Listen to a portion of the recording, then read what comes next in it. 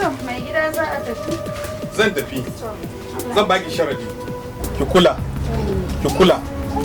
Kina ji na bana son shige da fice. To ba matsala. Bana son ki je gidan Maryam da gidan Talatu. To shikenan ba matsala. Allah ya ba zan je. Sallama.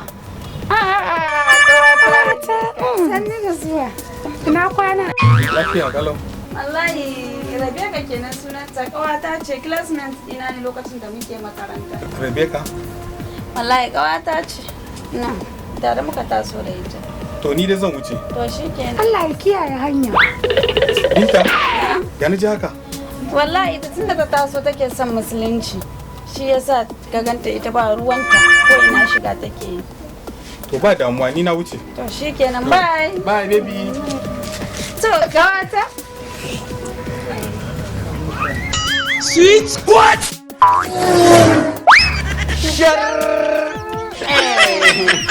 Dama ni kayan nan duk sun dame ni wallahi. To yanzu ka san me yake faruwa? Tafiyan sati zai yanzu ka je ka tsaya mana. Ka tsaya yanzu ka je ka kwaso kayanka daga gida ka kawo.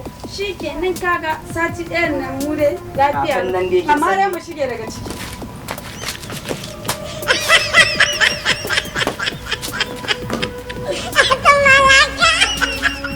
Assalamu alaikum.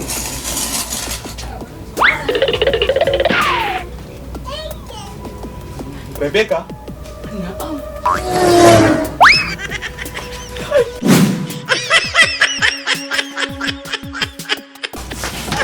Sweet squad!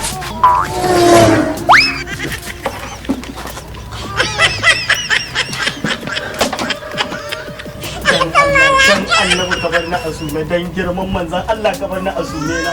Ai tun da ka ɗauko match ɗin nan sai ka buga. What?